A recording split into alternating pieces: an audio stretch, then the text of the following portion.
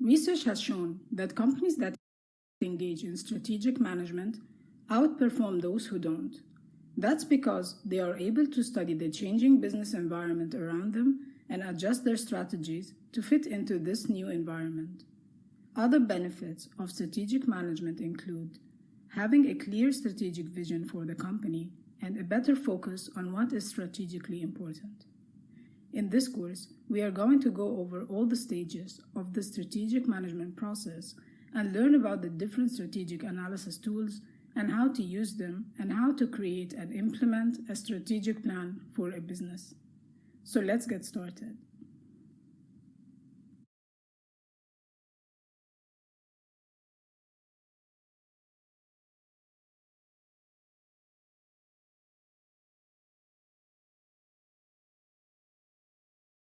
Strategic management is the study of managerial decisions and actions that determine the long-term performance of an organization. Strategic management process includes these 4 stages. Environmental scanning, and this is the phase of gathering information externally and internally. Strategy formulation, this is where the company uses the previous analysis to form long-term plans. Strategy implementation, at this stage, the company goes into implementing the formulated strategies. Evaluation and control. Here it monitors performance and uses any feedback to make any needed corrections in its plan.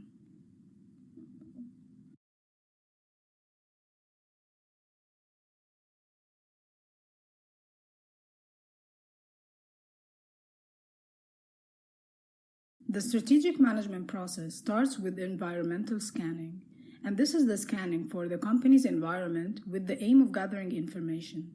This includes scanning the external environment and looking for opportunities and threats, and scanning the internal environment and looking for strengths and weaknesses. A company has 3 types of environments. Natural environment, and this includes natural resources, wildlife, and climate. Societal environment, and this includes economic forces, political or legal forces, technological forces, or socio-cultural forces. And task environment, and this includes factors that directly affect the corporation, such as competitors, suppliers, local communities, customers, governments, creditors, labor unions, special interest groups, and trade associations. This environment is typically the industry the company is operating in. All the 3 environments must be monitored in order to identify any changes that could affect the company's future or long-term plans. We are now going to use strategic analysis tools that are used for conducting those analyses.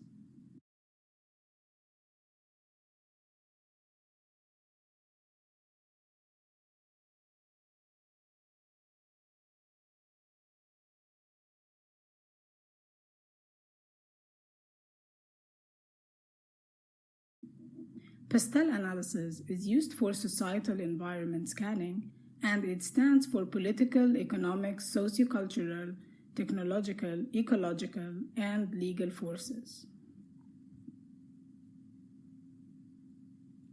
Not all forces are relevant to all industries and all businesses, so the analysis should focus on the most relevant factors that can affect the business on the long run.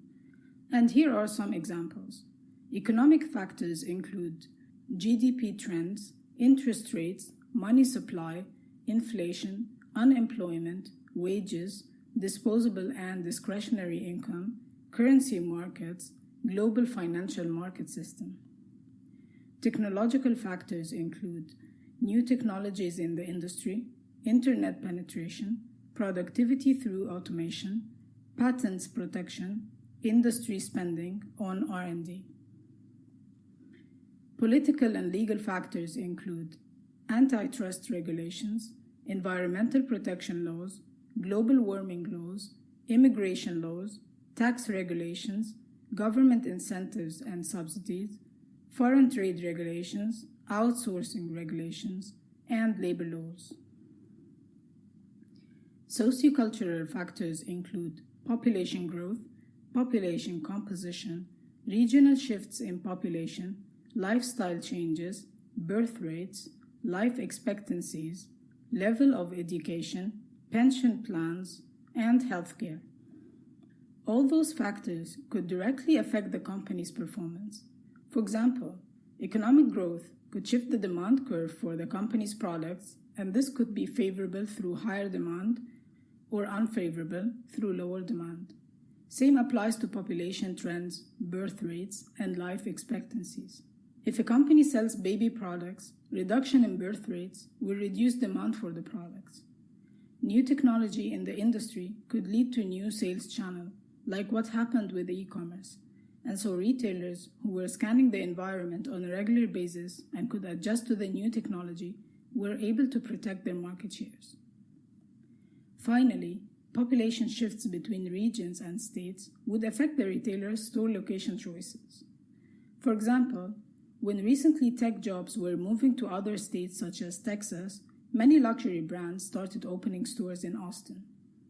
Make sure to go through all the factors in pastel analysis that could affect your business on the short or long term and note them down to take into account while considering the future strategies.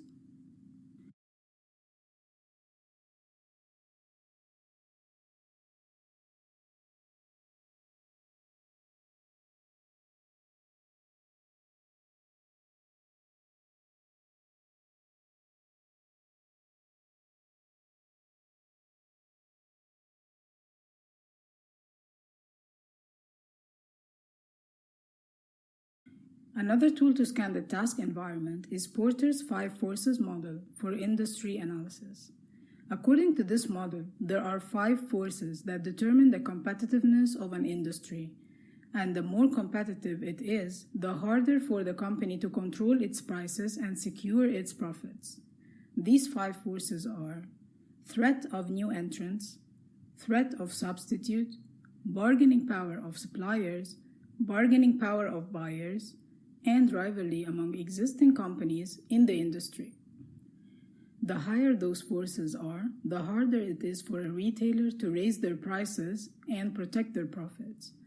For example, if suppliers have high bargaining power, the retailer will not be able to secure lower cost prices for the merchandise, and this will reduce the margins.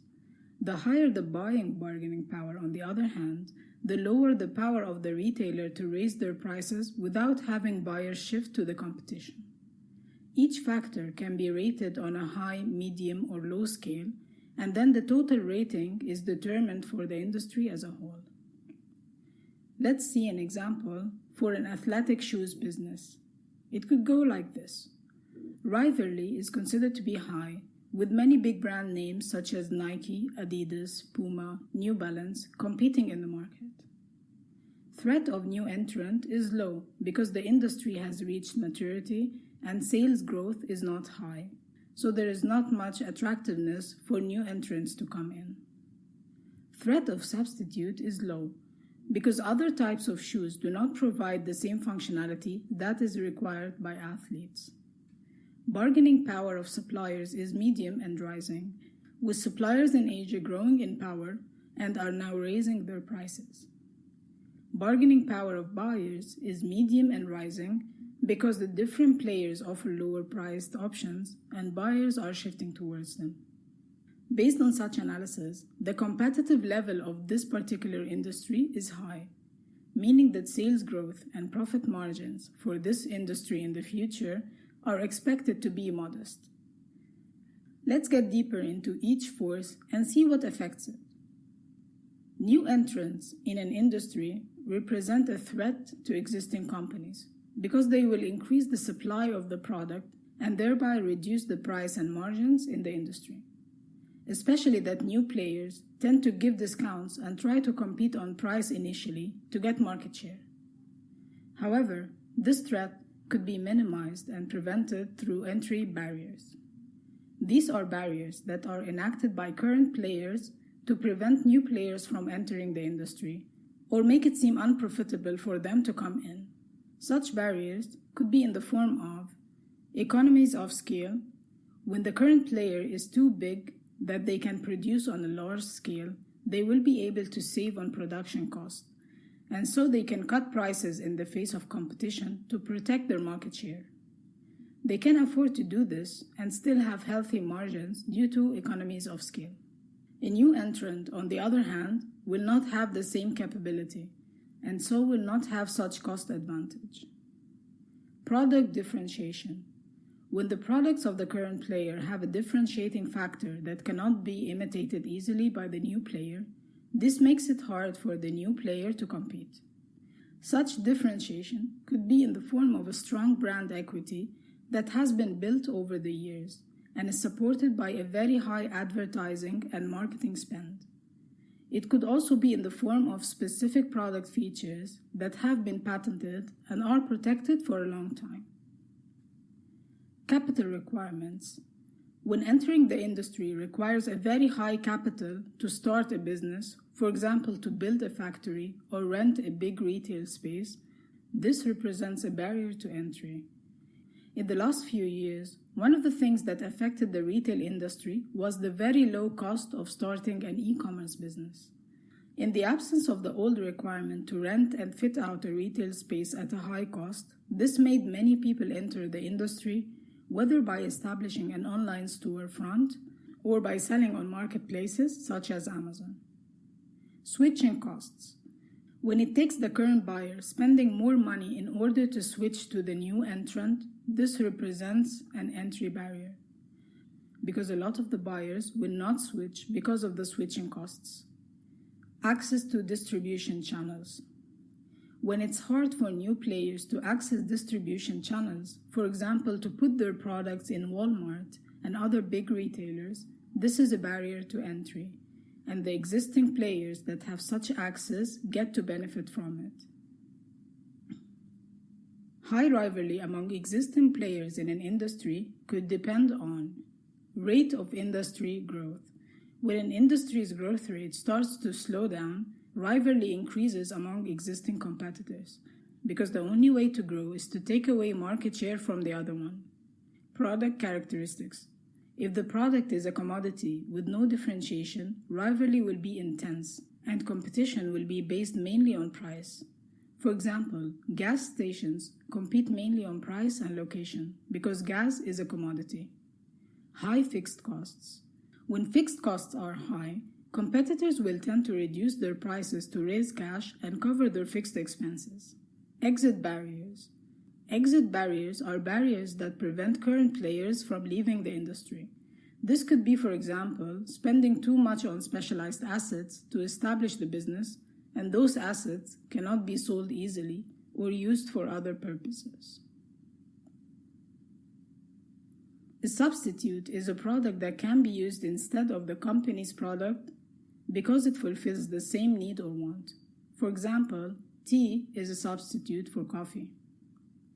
The problem with the substitute is that it puts a ceiling on the price of the product, because an increase in the price could lead customers to switch to the substitute if switching costs are low. For example, when Netflix came, video rental stores went out of business, because now it was easier and cheaper to watch movies online, and video stores cannot compete at the same price level. The difficulty here is to be able to identify the potential substitute, because it's not always straightforward.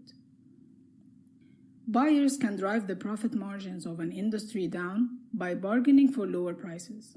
The power of buyers typically increases when there are a lot of suppliers competing for their money. They can then choose between suppliers, switch between them quickly, and play them against each other. The rise in online retail has increased the number of sellers competing for the same buyers, and has given them more options and concessions. This has driven the profit margin of the industry down and led to more markdowns and discounts. This is especially true for products that are not differentiated or where the retailer doesn't have a strong brand. Suppliers can affect the industry by raising their prices or reducing the quality of their products. Bargaining power of suppliers can increase if there are few suppliers dominating the industry or specific products. There are high switching costs to go from one supplier to the other. Supplier could do a forward integration and sell directly to customers. We are going to explain forward integration in more details at a later stage in this course.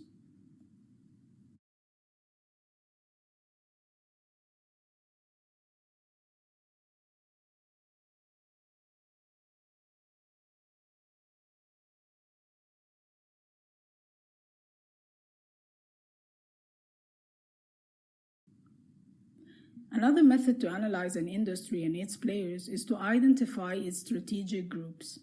A strategic group is a set of companies that pursue similar strategies with similar resources. A strategic group's graph could be plotted by identifying two variables that companies will be segregated based on, and then grouping the different companies together based on those variables. For example, the strategic groups for the restaurant chain industry could be based on product line breadth and price. Then when you examine the industry, you will find that there is a group of players with limited menu selection and low price levels. This includes McDonald's, Hardee's, and Burger King. Then there is a group that comes at a higher price, but also with a limited menu, such as KFC and Pizza Hut. Then there are restaurants with wider menus and higher prices, such as Fridays, Texas Roadhouse, and Fuddruckers. Then there are restaurants with medium breadth menus and high prices, such as Red Lobster and Olive Garden. Then there are restaurants with full menus and medium price levels, such as Shoney's and Country Kitchen. When you plot such a graph, not only will you be able to identify the direct competition, but you can also see the white space in the market, which could be an opportunity for new product categories or new brands. Another tool to analyze the industry and the different players in it is Industry Matrix.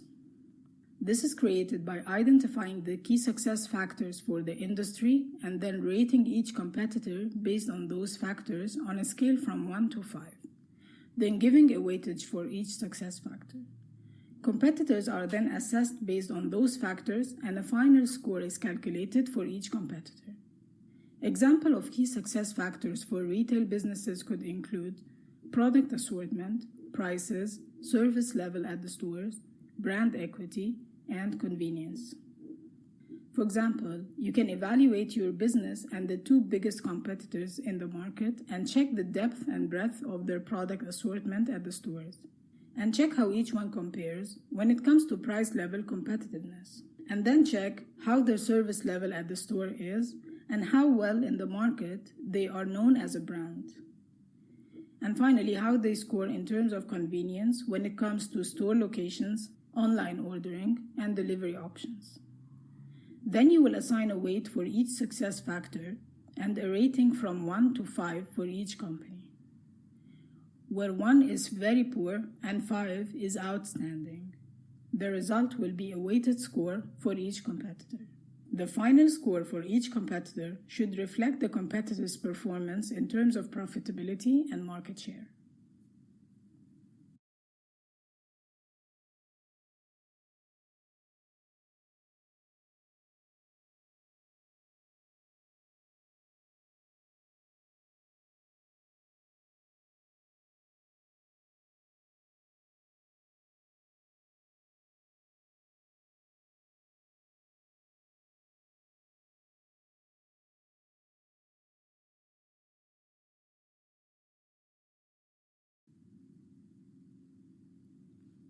After scanning the external environment and using the different analysis tools to assess the different factors and players in the industry, we then create an external factors analysis summary, which organizes and categorizes the findings into opportunities and threats.